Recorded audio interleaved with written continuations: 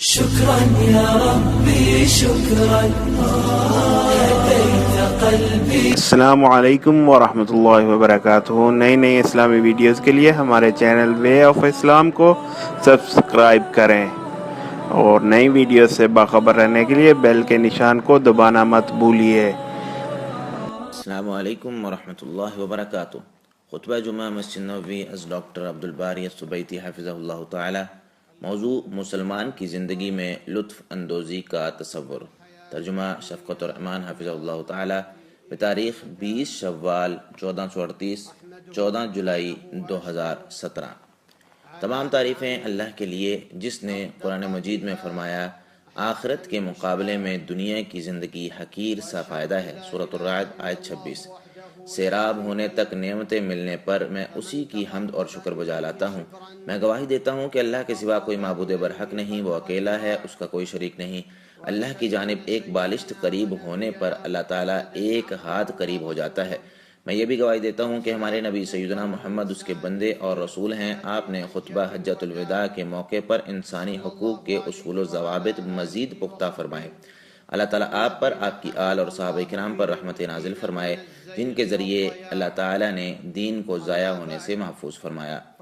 حمد و صلاح کے بعد میں اپنے آپ اور تمام سامعین کو تقوی الہی کی نصیحت کرتا ہوں. فرمان باری تعالیٰ ہے، اے ایمان والو، اللہ تعالیٰ سے کما حقو ڈرو اور تمہیں موت آئے تو صرف اسلام کی حالت میں. سورہ آل عمران آیت 102. اللہ تعالیٰ نے انسان کے لیے زمین کو ہموار فرش بنایا، پھر اسے انسان کے لیے مقررہ وقت تک ٹھہرنے اور لطف اٹھانے کی جگہ قرار دیا. اللہ تعالیٰ نے اس میں برکت فرمائی اور لوگوں کے لیے رزق اس میں رکھ دیا. آسمانوں اور زمین کی ہر چیز کو مسخر فرمایا. رات، دن، سورج، چاند اور اپنی تمام تر مخلوقات کو لوگوں کے فائدے اور ان کی بہبود کے لیے مسخر فرما دیا. انسان کے لیے مفید چیزیں مسخر کرنے کی حکمتوں میں یہ بھی شامل ہے کہ مسلمان اللہ تعالیٰ کی حلال کردہ چیزوں سے لطف اندوز ہو سکے اور اپنے آپ کو زندگی سے لطف اندوز رکھے. رسول اللہ صلی اللہ علیہ وسلم کا فرمان ہے، بے شک تمہارے بدن کا تم پر حق ہے، تمہاری آنکھوں کا تم پر حق ہے، تمہاری بیوی کا تم پر حق ہے اور تمہارے مہمان کا تم پر حق ہے. اور اللہ تعالیٰ کا فرمان ہے، آپ ان سے پوچھیں کہ اللہ تعالیٰ نے اپنے بندوں کے لیے جو زینت اور کھانے کی پاکیزہ چیزیں پیدا کی ہیں انہیں کس نے حرام کر دیا؟ آپ کہہ دیں یہ چیزیں دنیا کی زندگی میں ان لوگوں کے لیے ہیں جو ایمان لائے اور قیامت کے دن تو خالصتاً انہی کے لیے ہوں گی. پھر اسی طرح اپنی آیات کو صاف صاف بیان کرتے ہیں اور ان لوگوں کے لیے جو علم نہیں رکھتے. سورۃ الاعراف آیت 32. بلکہ رسول اللہ صلی اللہ علیہ وسلم نے اس بات کی دعوت بھی دی کہ دین الہی میں زندگی سے لطف اندوزی کے لیے موجود وسعت اور فراخی کا اظہار کیا جائے کہ جس سے دماغ ایک بار پھر تر و تازہ ہو جاتا ہے اور مزید حسن کارکردگی کے لیے رغبت ملتی ہے. چنانچہ رسول اللہ صلی اللہ علیہ وسلم نے حبشہ کے لوگوں کو کھیلتے ہوئے دیکھا تو فرمایا انہیں کھیلنے دو تاکہ یہودیوں کو علم ہو جائے کہ ہمارے دین میں فراخی ہے. علی بن ابی طالب رضی اللہ تعالیٰ عنہ کہتے ہیں، دل بھی اسی طرح تھکتا ہے جیسے جسم تھکتا ہے، اس لیے دل کو چست کرنے کے لیے حکمت برے چٹکلے تلاش کرو. ایک اور مقام پر کہتے ہیں، دل کو وقتاً فوقتاً تسکین پہنچاتے رہو کیونکہ جب دل پر زبردستی کی جائے تو وہ اندھا ہو جاتا ہے.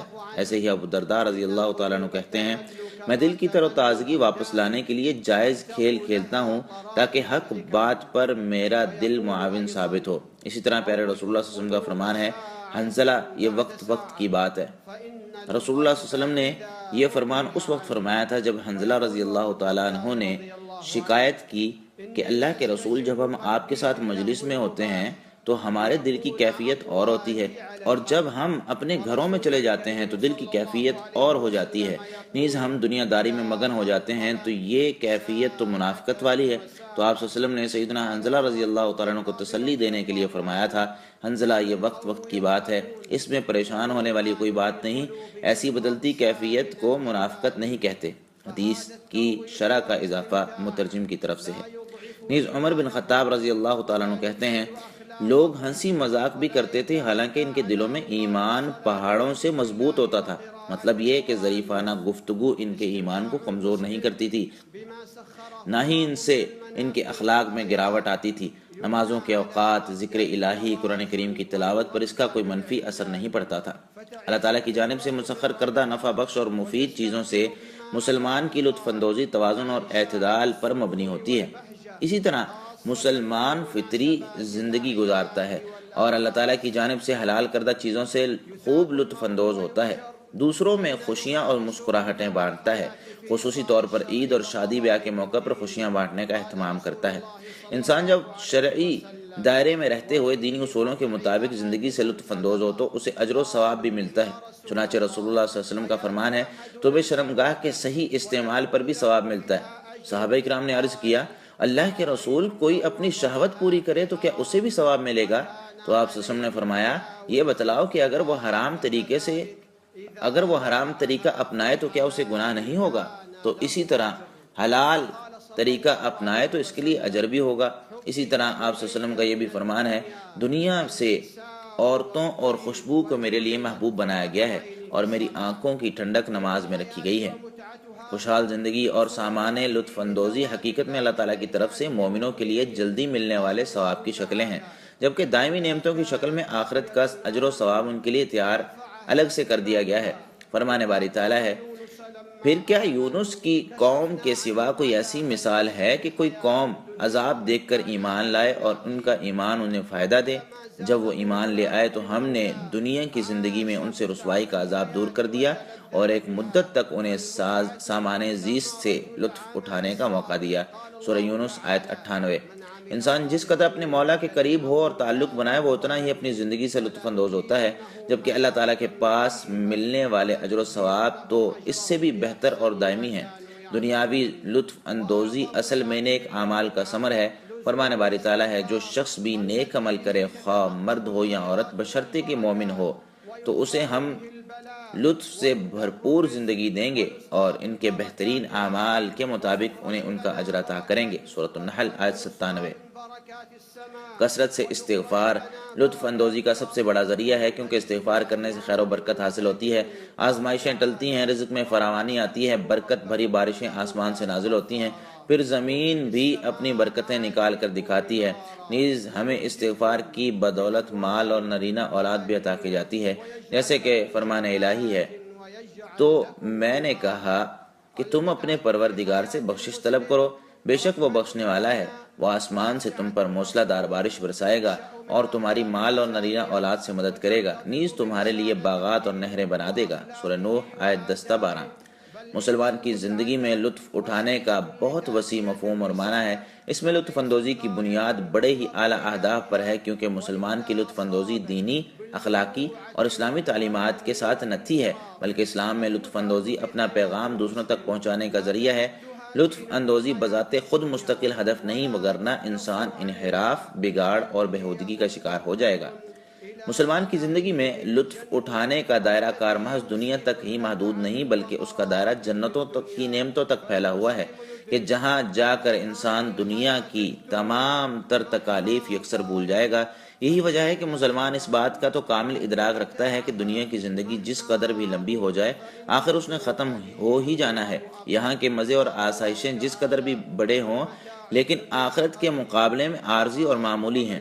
اسی لیے اللہ تعالیٰ نے فرمایا، آپ کہہ دیں دنیا کا لطف تو معمولی ہے۔ سورۃ النساء آیت 77۔ اسی طرح فرمایا، آخرت کے مقابلے میں دنیا کی زندگی ایک حقیر سا فائدہ ہے۔ سورۃ الرعد آیت 26۔ لہٰذا جب بھی مسلمان اس فانی دنیا کی کوئی نعمت یا لطف پاتا ہے تو اس کا ذہن فوری طور پر جنت کی نعمتوں اور لطف کی طرف چلا جاتا ہے، پھر اسی کے شوق میں تیزی سے قدم بڑھانے لگتا ہے تاکہ جنت کے بلند ترین درجے تک پہنچ جائے۔ فرمان باری تعالیٰ ہے، تمہیں جو کچھ بھی دیا گیا ہے وہ دنیا کی زندگی کا ساز و سامان ہے، اور جو کچھ اللہ کے ہاں ہے وہ بہتر اور باقی رہنے والا ہے۔ وہ ان لوگوں کے لیے ہے جو ایمان لائے اور اپنے پروردگار پر بھروسہ کرتے رہے۔ سورہ شورى آیت 36۔ اللہ پر ایمان، اللہ پر توکل، دوسروں کو معاف کرنے، درگزر کرنے، لاچار لوگوں کے دلوں میں مسرت بھرنے، ان کی آنکھوں اور چہروں پر خوشی کے آثار لانے اور لوگوں کی ضروریات پوری کرنے میں جو لطف ملتا ہے، اس کے تو کیا ہی کہنے۔ ایک آدمی نبی صلی اللہ علیہ وسلم کے پاس آ کر کہتا ہے کون سے اعمال اللہ تعالیٰ کو پسند ہیں؟ آپ صلی اللہ علیہ وسلم نے فرمایا کسی مسلمان کو آپ خوش کر دیں، کسی کی مصیبت دور کر دیں، یا کسی کا قرض چکا دیں، یا کسی کی بھوک مٹا دیں۔ متاع دنیا میں نرینہ اولاد اور بہن بھائی بھی شامل ہیں، ان کی رفاقت میں حقیقی انس ملتا ہے، اگر وہ نیک بھی ہوں تو یہ کسی غنیمت سے کم نہیں، ان کی بنا پر زندگی رنگین اور رونق بنتی ہے، انہی سے خوشیوں کی تکمیل ہوتی ہے، وہ مسرتوں کی اساس ہے۔ لطف اور خوشی اس وقت دوبالا ہو جاتی ہے جب آپ اپنی خوشی میں بھائیوں اور دیگر افراد کو شامل کریں، ان کی خوشی پر آپ بھی خوش ہوں اور انہیں اپنی خوشی کا حصہ بنائیں، ان کی مسرت کو اپنی مسرت سمجھیں، نیز پرمسرت لمحات میں ان کو اپنا ساتھ دیں۔ انسان دلی طور پر اس وقت خوب لطف اندوز ہوتا ہے جب انسان کوئی ہدف پورا کر لے یا کسی کام میں کامیاب ہو جائے اور اپنی محنت کا پھل پائے۔ اسی طرح انسان اس وقت بھی خوش ہوتا ہے جب کسی عبادت کی تکمیل کر لے، چنانچہ روزے کی تکمیل کے بعد افطاری کے وقت روزے دار کو خوشی ہوتی ہے، نماز کی ادائیگی کے بعد انسان مسرت محسوس کرتا ہے، اور حج کے ارکان کی تکمیل پر بھی دل کو دل خوشی سے مچلنے لگتا ہے۔ مسلمان کی زندگی میں لطف اندوزی اس وقت مزید گہری اور مضبوط ہو جاتی ہے جب انسان تقدیری فیصلوں کے سامنے سر تسلیم خم کر دے، ہر معاملے میں اللہ تعالیٰ کے احکام پر یقین اور بھروسہ رکھے۔ ابن مسعود رضی اللہ تعالیٰ عنہ کہتے ہیں بے شک اللہ نے عدل انصاف کی بنا پر مسرت اور فرحت کو تقدیر پر یقین اور رضامندی میں پنہا کر دیا ہے، جبکہ شک میں پریشانی اور غم رکھ دیے ہیں۔ نیز عمر بن عبدالعزیز رحمہ اللہ کہتے ہیں مجھے تقدیری فیصلوں کو تسلیم کرنے میں روزانہ خوشی ملتی ہے۔ اللہ تعالیٰ میرے اور آپ سب کے لیے قرآن کریم کو بابرکت بنائے۔ اللہ تعالیٰ مجھے اور آپ سب کو اس کی حکمت بری نصیحتوں سے مستفید ہونے کی توفیق دے۔ میں اپنی بات کو اسی پر ختم کرتے ہوئے اللہ تعالیٰ سے اپنے اور تمام مسلمانوں کے گناہوں کی بخشش چاہتا ہوں۔ آپ بھی اس سے اپنے گناہوں کی بخشش مانگے، وہی بخشنے والا اور نہایت رحم کرنے والا ہے۔ دوسرا خطبہ۔ تمام تعریفیں اللہ رب العالمین کے لیے ہیں، وہ بہت مہربان اور نہایت رحم کرنے والا ہے، وہی روز جزا کا مالک ہے۔ میں گواہی دیتا ہوں کہ اللہ کے علاوہ کوئی معبود برحق نہیں، وہ یکتا ہے، اس کا کوئی شریک نہیں، وہی گزشتہ اور پیوستہ سب لوگوں کا معبود حقیقی ہے، اور یہ بھی گواہی دیتا ہوں کہ ہمارے نبی اور سربراہ محمد صلی اللہ علیہ وسلم اللہ کے بندے اور رسول اور متقی لوگوں کے ولی ہیں۔ اللہ تعالیٰ آپ پر، آپ کی آل اور تمام صحابہ کرام پر رحمت نازل فرمائے۔ حمد و صلاح کے بعد میں تمام سامعین اور اپنے آپ کو تقوی الہی کی نصیحت کرتا ہوں۔ عقل مند انسان دنیاوی لطف کو اس کے اوقات کے مطابق ہی اہمیت دیتا ہے، لہذا اس کے ذہن میں اللہ کی وعدہ شدہ نعمتیں کسی حالت میں بھی اوجل نہیں ہوتی، چاہے دنیا کی رنگینیاں کتنی ہی زیادہ کیوں نہ ہوں اور بڑھ جائیں، کیونکہ فرمان باری تعالیٰ ہے یہ دنیا کی زندگی ایک کھیل تماشے کے سوا کچھ نہیں، اصل زندگی تو آخرت کا گھر ہے، کاش وہ لوگ یہ بات جانتے ہوتے۔ سورۃ العنکبوت آیت 64۔ عقل مند انسان جھوٹے لطف سے خبردار رہتا ہے کیونکہ وہ حسرت اور ندامت کا باعث بنتی ہے، لہٰذا گناہ کا انجام ذلت، پریشانی اور المناک ہوتا ہے۔ نیز کوئی بھی نعمت زوال پذیر ہوتی ہے تو اس کا سبب گناہ ہی ہوتے ہیں، کیونکہ فرمان باری تعالیٰ ہے اللہ تعالیٰ کسی قوم کی حالت کو اس وقت تک نہیں بدلتا جب تک وہ اپنے اوصاف خود نہ بدل دے، اور جب اللہ تعالیٰ کسی قوم پر مصیبت ڈالنے کا ارادہ کر لے تو پھر اسے کوئی ٹال نہیں سکتا، اور نہ ہی اس کے مقابلے میں اس قوم کا کوئی مددگار ہو سکتا ہے۔ سورۃ الرعد آیت 11۔ ایسی لطف اندوزی جو غضب الہی اور ناراضی کا باعث بنے، اس سے بڑھ کر حسرت اور ندامت کا سبب کیا چیز ہو سکتی ہے؟ فرمان باری تعالیٰ ہے یہ اس لیے کہ تم زمین پر باطل سے لطف اٹھاتے تھے اور اس پر اتراتے تھے، اب دوزخ کے دروازوں میں سے داخل ہو جاؤ، تم اس میں ہمیشہ رہو گے، تکبر کرنے والوں کا کیسا برا ٹھکانہ ہے۔ سورہ غافر آیت 75 تا 76۔ اللہ کے بندو، رسول خدا پر درود پڑھو۔ اللہ تعالیٰ نے اپنی کتاب میں تمہیں اسی کا حکم دیتے ہوئے فرمایا اللہ اور اس کے فرشتے نبی پر درود بھیجتے ہیں، اے ایمان والو تم بھی اس پر درود و سلام بھیجا کرو۔ سورۃ الاحزاب آیت 56۔ اللہم صلی علی محمد وازواجہ وذریتہ کما صلیت علی ابراہیم وازواجہ وذریتہ انک حمید مجید وبارک علی محمد وازواجہ وذریتہ کما بارکت علی ابراہیم انک حمید مجید۔ یا اللہ چاروں خلفائے راشدین ابو بکر، عمر، عثمان اور علی رضی اللہ تعالیٰ عنہ سے راضی ہو جا، ان کے ساتھ ساتھ اہل بیت اور تمام صحابہ کرام سے راضی ہو جا، اور اپنے رحم کرم اور احسان کے صدقے ہم سے بھی راضی ہو جا یا ارحم الراحمین۔ یا اللہ اسلام اور مسلمانوں کو غلبہ عطا فرما، یا اللہ اسلام اور مسلمانوں کو غلبہ عطا فرما، یا اللہ کافروں کے ساتھ کفر کو بھی ذلیل و رسوا فرما، یا اللہ تیرے اور دین کے دشمنوں کو نیست و نابود کر دے، یا اللہ اس ملک کو اور تمام اسلامی ممالک کو امن کا گہوارہ بنا دے، یا اللہ جو بھی ہمارے بارے میں یا اسلام اور مسلمانوں کے متعلق برے اور ارادے رکھے تو اسے اپنی جان کے لالے پڑ جائیں، اس کی مکاری اسی کی تباہی کا باعث بنا دے یا سمیع الدعا۔ یا اللہ جو بھی ہمارے بارے میں یا اسلام اور مسلمانوں کے متعلق برے ارادے رکھے تو اسے اپنی جان کے لالے پڑ جائیں، اس کی مکاری اسی کی تباہی کا باعث بنا دے یا سمیع الدعا۔ یا اللہ جو بھی ہمارے بارے میں یا اسلام اور مسلمانوں کے متعلق برے ارادے رکھے تو اسے اپنی جان کے لالے پڑ جائیں، اس کی مکاری اسی کی تباہی کا باعث بنا دے یا سمیع الدعا۔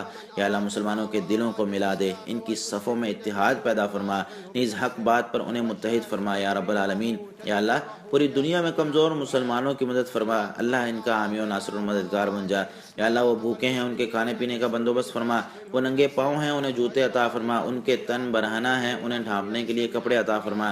یا اللہ ان پر ظلم ڈھایا جا رہا ہے ان کا بدلہ چکا دے، یا اللہ ان پر ظلم ڈھایا جا رہا ہے ان کا بدلہ چکا دے، یا اللہ ان پر ظلم ڈھایا جا رہا ہے ان کا بدلہ چکا دے یا قوی یا عزیز۔ یا اللہ ہم تجھ سے جنت اور اس کے قریب کرنے والے اعمال کی توفیق مانگتے ہیں، نیز جہنم اور اس کے قریب کرنے والے تمام تر اعمال سے تیری پناہ چاہتے ہیں۔ یا اللہ ہم تجھ سے ہر قسم کی خیر کا سوال کرتے ہیں، چاہے وہ فوری ملنے والی ہو یا تاخیر سے، ہمیں اس کے بارے میں علم ہے یا نہیں، اور اسی طرح یا اللہ ہم ہر قسم کے شر سے تیری پناہ چاہتے ہیں، وہ فوری آنے والا ہے یا تاخیر سے، ہمیں اس کے بارے میں علم ہے یا نہیں۔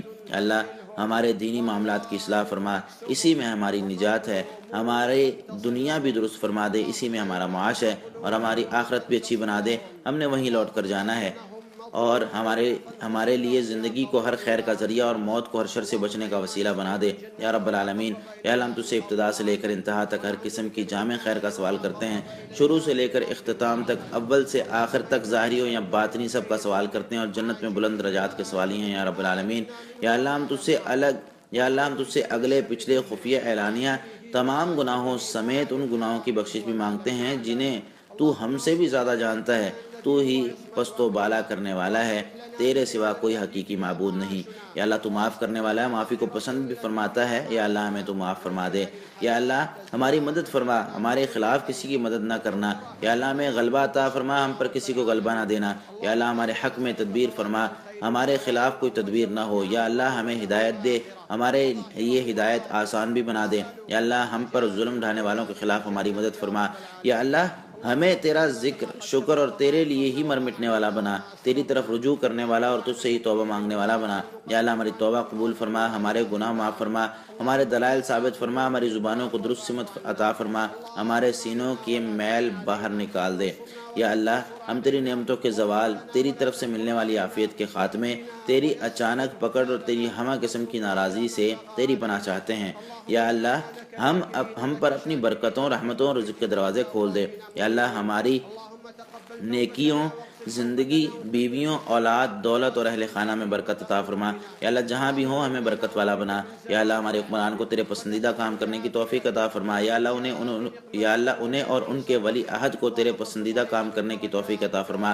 یا اللہ انہیں بہترین حاشیہ نشین عطا فرما یا رب العالمین۔ ہمارے پروردگار ہم نے اپنے آپ پر ظلم کیا، اگر تو نے ہمیں معاف نہ کیا اور ہم پر رحم نہ کیا تو ہم بہت نقصان اٹھانے والوں سے ہو جائیں گے۔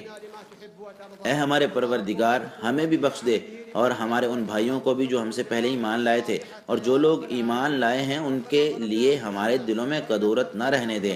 اے ہمارے پروردگار تو بڑا مہربان اور رحم کرنے والا ہے۔ ہمارے رب ہمیں دنیا اور آخرت میں بھلائی عطا فرما اور ہمیں آخرت کے عذاب سے محفوظ رکھ۔ اللہ تعالیٰ تمہیں عدل، احسان اور قرابت داروں کو امداد دینے کا حکم دیتا ہے اور بے حیائی، برے کام اور سرکشی سے منع کرتا ہے۔ وہ تمہیں اس لیے نصیحت کرتا ہے کہ تم اسے قبول کرو اور یاد رکھو۔ سورۃ النحل آیت 90۔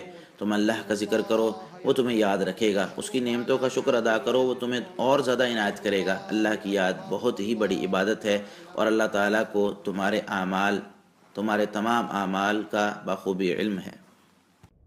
شكرا يا ربي شكرا هديت قلبي۔ السلام علیکم ورحمۃ اللہ وبرکاتہ۔ نئی اسلامی ویڈیوز کے لیے ہمارے چینل وے آف اسلام کو سبسکرائب کریں اور نئی ویڈیوز سے باخبر رہنے کے لیے بیل کے نشان کو دبانا مت بھولیے۔